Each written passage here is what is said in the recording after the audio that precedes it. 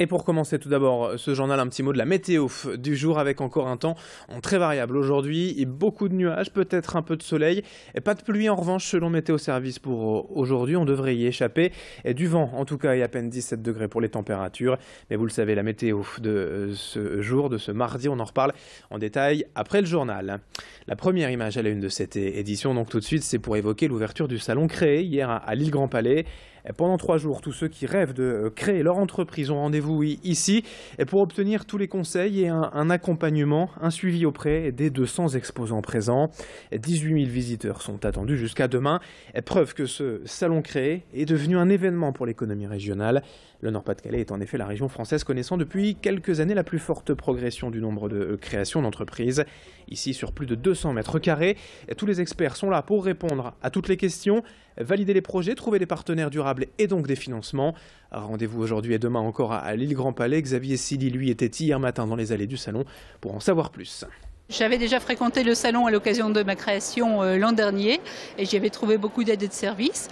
Et là actuellement je porte un second projet qui est d'ordre associatif cette fois. Je fais partie d'une association qui veut développer le travail partagé et les espaces de coworking dans le milieu rural. Je cherche un financement pour monter mon projet.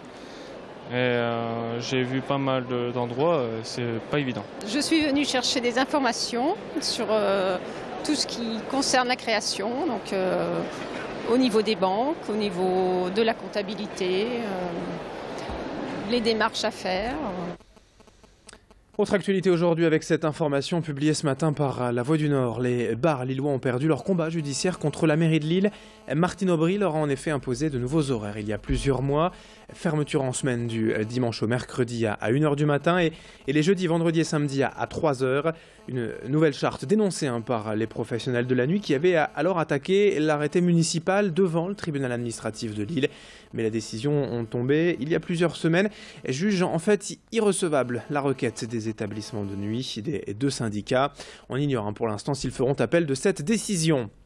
Autre information en images ces jours-ci puisque débute demain la semaine européenne de la mobilité. On en parle dès aujourd'hui sur Grand Lille TV avec notamment le service des covoiturages lillois, Lilla Autopartage.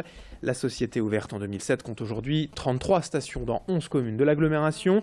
86 voitures sont disponibles tous les jours pour les adhérents et le service continue son déploiement.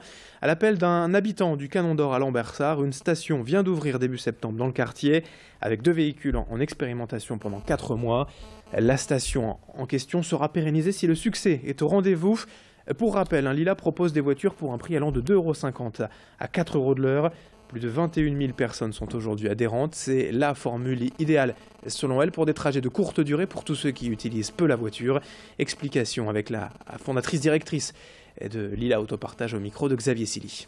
En général, c'est plutôt nous qui décidons de nous implanter dans un quartier puisqu'on estime qu'il y a un potentiel, etc. Mais là, la démarche venait vraiment du terrain, on va dire. Donc c'était très intéressant pour nous. Et en plus, la mairie offre les 50 premiers kilomètres aux 50 premiers utilisateurs. Donc ça, c'est vraiment une mesure d'incitation qu'on appuie nous aussi par en fait une offre gratuite des 4 premiers mois en fait aux inscrits, donc aux personnes qui viendraient s'inscrire avant le 31 août.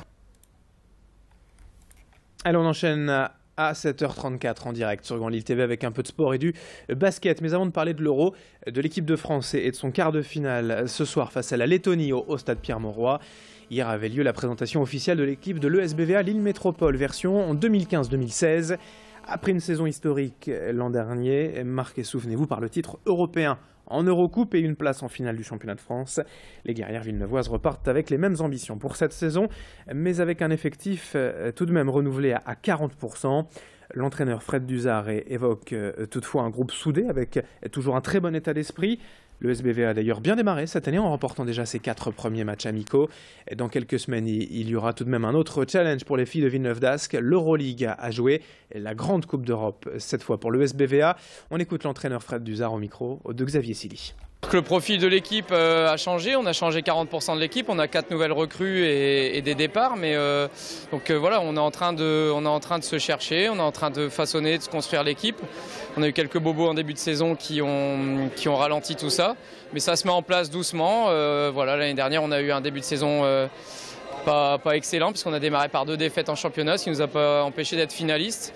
Donc voilà, on sait qu'avec le travail, au quotidien, on va trouver des automatismes et voilà, donc on ne sera pas prêt ni demain, ni dans 15 jours, ni dans un mois, ça on le sait, on ne sera pas à notre meilleur niveau. Mais on a une marge de progression qui est assez intéressante et on va travailler au jour le jour pour la développer. Et puisque l'on parle donc basket, n'oublions pas d'évoquer l'Euro masculin. Donc ce soir, je vous le rappelle, les quarts de finale au stade Pierre-Mauroy, 18h30 Espagne contre Grèce, 21h l'affiche évidemment France face à Lettonie et demain mercredi Serbie, République tchèque et Italie, Lituanie. On en reparle d'ici là, mais pour tous ceux qui n'ont pas de billets pour ces rencontres, je vous rappelle l'écran géant installé au village basket à Lille, place de la République, pour suivre en direct, en public et gratuitement ces matchs de l'Euro de basket. 7h36 en direct ce matin sur Grand Lille TV. On enchaîne avec la météo et l'infotrafic dans un instant.